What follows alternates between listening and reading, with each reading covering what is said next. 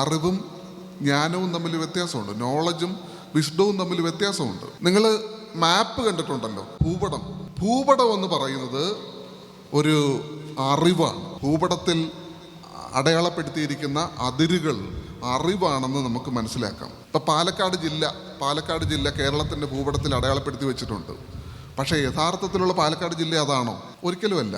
പാലക്കാട് ജില്ലയിലെ അതിരുകൾ നിങ്ങൾ അന്വേഷിച്ച് പോയി കഴിഞ്ഞാൽ അങ്ങനൊരു അതിര് എവിടെയും ഉണ്ടാവില്ല. ഇന്ത്യയുടെ അതിര് അന്വേഷിച്ച് പോയി കഴിഞ്ഞാൽ നിങ്ങൾ കുടുങ്ങിയത് തന്നെ. പ്രത്യേകിച്ച് കാശ്മീരിലെങ്ങാനും ചെന്ന് നിങ്ങൾ ഇതിൻ്റെ അതിര് എവിടെയാണെന്ന് അന്വേഷിച്ച് കഴിഞ്ഞാൽ എന്താ സംഭവിക്കുന്നത് ഞാൻ പറയുന്നില്ല. അങ്ങനെ ഒരു അതിര് നിങ്ങൾക്ക് കിട്ടില്ല. ഭൂമിശാസ്ത്രപരമായി നിങ്ങൾ തൊട്ടനുഭവിക്കുന്നത്, നിങ്ങൾ അനുഭവിക്കുന്നതാണ് വാസ്തവത്തിൽ ജ്ഞാനം എന്ന് പറയുന്നത്, വിസ്ഡം എന്ന് പറയുന്നത്. ഇതാണ് വ്യത്യാസം.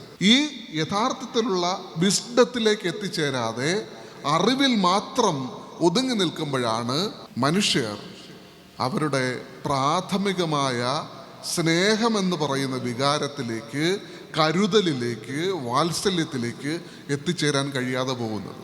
അനുഭവം കൊണ്ട് തൊട്ടു നോക്കിയാലല്ലാതെ, സ്പർശിച്ചാലല്ലാതെ ആ ഒരിടത്തേക്ക് മനുഷ്യർക്ക് എത്തിച്ചേരാൻ കഴിയുകയില്ല.